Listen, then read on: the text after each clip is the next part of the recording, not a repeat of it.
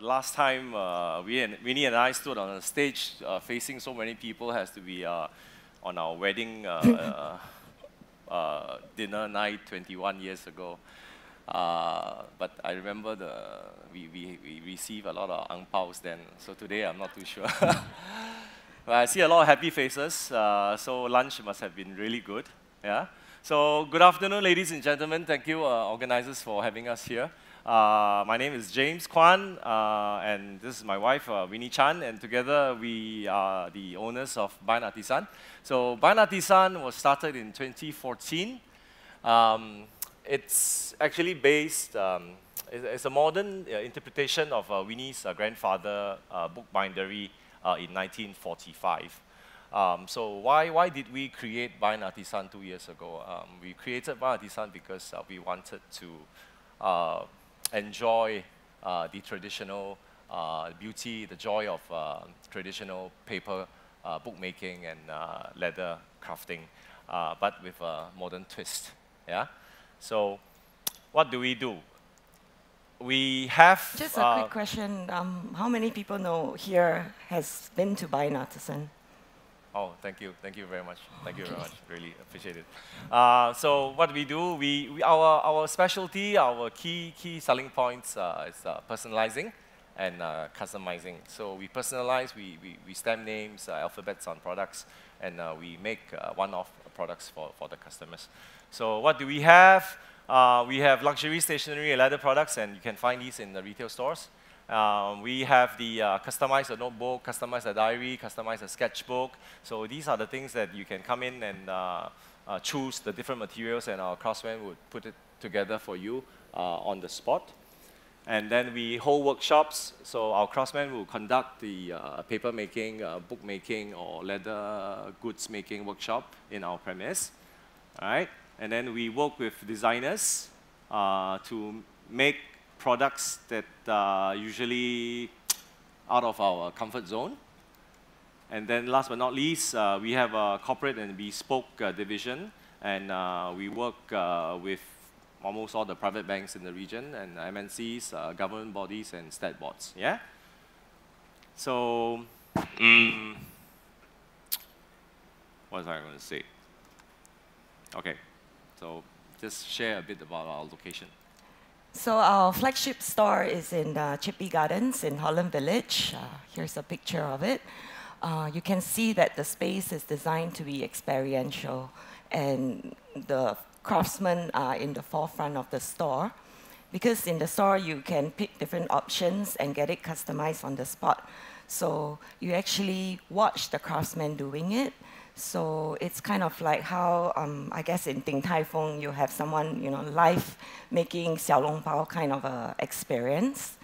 In the background, you see some tables where you can see James. Yeah, that's the workshop table. That's where we hold bookbinding and leather crafting workshops, also calligraphy or painting workshops. And in the back, it's covered. You can't see it in the picture. We have a small F&B area where we serve coffee and tea and also desserts. We also have shop-in-shop in Tangs, and next slide, in Pedder at Scott's. And last year, we made it into Lane Crawford in Hong Kong. And this year, we are working with them as well to go into Shanghai and Chengdu. In December last year, we were awarded the President Design Award, Design of the Year 2016. That's, I think, the highest design accolade that the brand can get in Singapore. So we are really, really grateful for that recognition. And we got that recognition because of the experiential touch points that the whole concept of Bynd Artisan has. So that's what we're going to share today. We will definitely try to make it not so theoretical, because we're not consultants. We're just going to share you guys, our personal experience with this, the journey of conceptualizing this brand and implementing it. So what is total design? Total design is something that we really believe in, okay? Because to us, design is more than just coming up with the logo and then doing the catalog and then doing the website and then coming out with the products and hope for things to work out. Yeah. So we believe in building the brand. So when I say build the brand, it means transforming the business, right? Transforming the business. And what business is this? This is a very old school, traditional stationery and paper, leather business, okay? And then, which some could call it a sunset industry. yeah, some people call it a sunset industry. So we basically started this business with the intention to revive, you know, the notion or whatever that you have, the mindset that it is a sunset business. And then it's about people design, okay? People design means rejuvenating our people, especially the older workers, all right? And changing their mindsets as well. And then upskilling them, transforming them. I'll share a little bit more later on how we do it. It's about the interior design, okay? We think of, you know, stationery shops, you think of very old, dungy, dark, small shops. So we completely want to change that, all right? So we did something quite different. Later, again, we will show you the pictures. And product and experience design, because our forte is in customizing and personalizing, there's a lot of experiments going on in the retail premise. So it's an experiential concept. Yeah? So that makes us special and different. And then last but not least will be the collaborative design. We work with many designers across different fields, all right, as I mentioned, to do things that we don't usually do. Yeah? So end of the day, I think by keeping true and believing in all these touch points, and then culminating into this thing that we call total design, we are able to build a business and bring it forward. Yeah? So, brand design. So, okay, we actually started the branding journey in 2012, and the concept was actually only launched in 2014. So why such a long journey? What you see here on screen is the final design concept. It's very emotional. It's very Asian. You see Asian faces, you see brown hands, but this was not what we originally wanted it to be. We actually wanted it to be a pseudo-Western brand because we reference some of the more popular stationery brands that you know, were very Western. We shall not mention the brands. Okay, so this is what it is today, but that was not what we originally planned it to be. So, I mean, for those of you who know Bynd Artisan, you can see these products. They are what you see and you can purchase in the store today.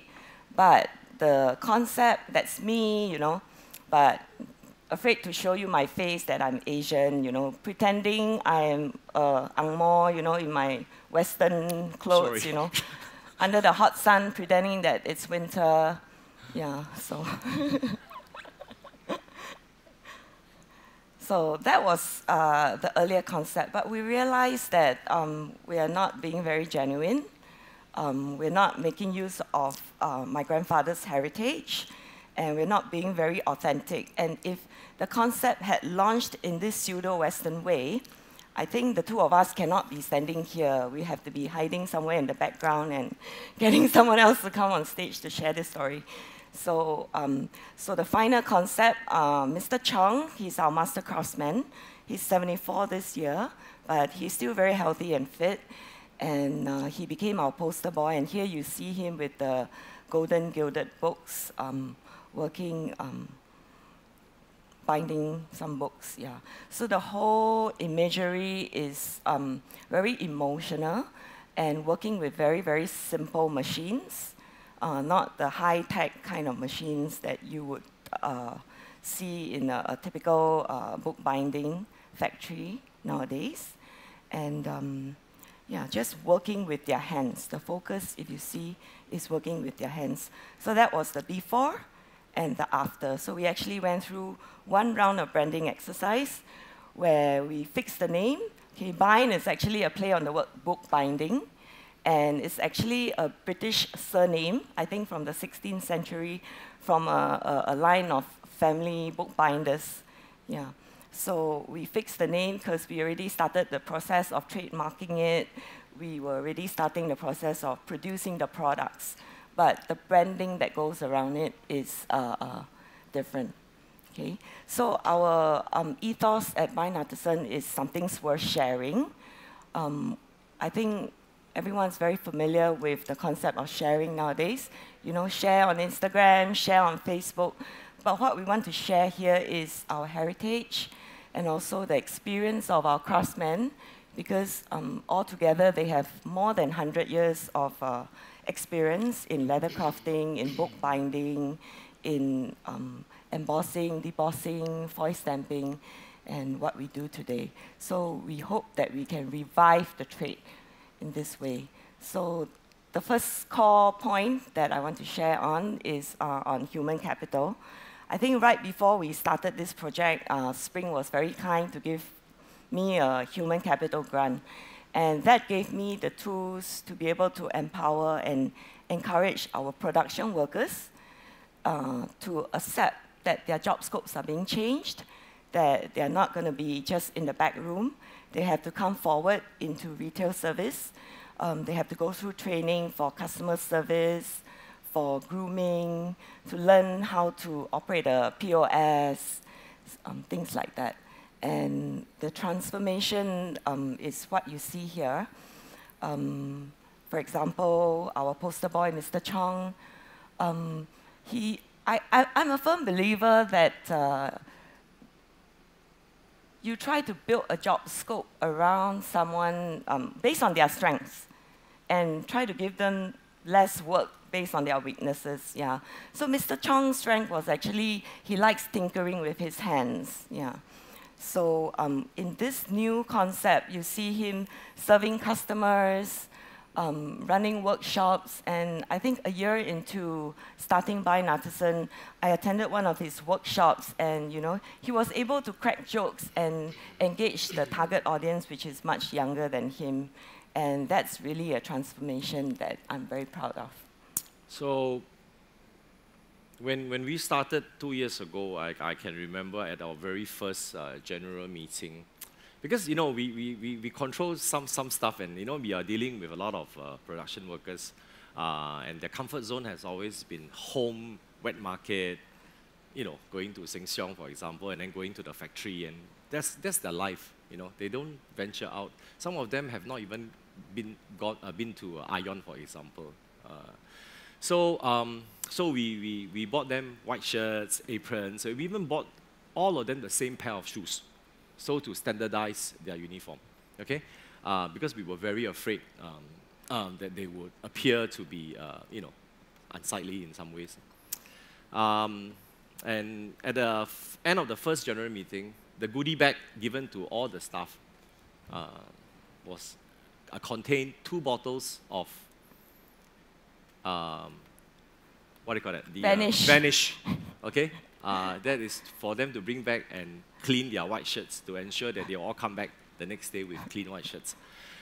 And then most recently, Mr. Lee, one of our senior craftsmen, is in his 60s. I think it was like a couple months back. He came up to me and said, "Hey, James, I have something very serious that I want to talk to you about." I said, "Oh, Mr. Lee, what's so serious?" He said, "Very important. I need to talk to you." I said, "Okay, what is it?" "You know, look at my apron. Can you see that the letter B is dropping off?" I said, "Yeah." I said, "You need to change this apron for me, because this is very bad for my image. And because it's very bad for my image, it's very bad for the company's image." I think at that point, it suddenly struck me that we didn't have to worry about them anymore, about their appearance, because they have bought into the whole story. They understand what is required of them. And yeah, so it's something that I want to share with you. And maybe you want to share the amazing story also? Okay, so Mei Sing, her father worked for my grandfather, and she joined the company when she was 15. I think back then it was not considered underage, so it's not child labor. It's a lot, but anyway, a lot more relaxed. she, 5 minutes left, oops. Okay, yeah, so when she first went to Tangs to work, you know, the floor manager was like, how come you're not wearing any makeup, you know? And she was so concerned, she actually went to the cosmetics department downstairs to buy some lipstick. So, and the kind of pride that they have and the kind of eagerness that, you know, they put into wanting to do their job well, I think comes across to the customers very clearly, that they are very genuine. They sincerely want to do good. And it's very different from the service that you would get if you go into a shop and say, oh, excuse me, do you have size M in this shirt? And they'll be like, oh, it's all hanging there, just go and check yourself. It's very, very different. Okay, so we do this very quickly. So this is another craftsman we have. Her name is Grace. And so it was Grace then, and then this is Grace now. She's very, very customer-oriented. Okay, it's her nature. She's very friendly. She takes care of customers, and she thinks a lot for the company as well.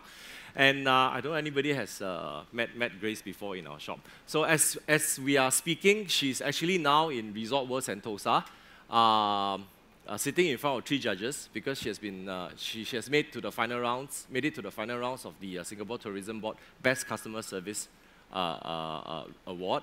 So I'm keeping my fingers crossed that she wins it, because it would really be something that I would be very proud of, and I think she really deserves, you know, to win something. So yes. The interior design. Okay. So I was mentioning about going to a stationery shop, and I mean, if you go to Taman Jurong, you see that there's a stationery shop there. You know. So the idea of a stationery shop and the idea of a stationery shop that you see here is totally different. Okay, so when I go to a stationery shop in Taman Jurong, for example, nothing like that. I love that shop. Okay, small, dark, uncle in his singlet sitting behind the cashier, reading the 联合晚报. Anytime you go, he's reading the same 联合晚报. And then you say, uncle, I want to buy some envelopes. I go like, it's all there, look for it yourself. Also, that's the kind of experience that normally people have in a stationery shop. So in our shop, you don't think that you have walked into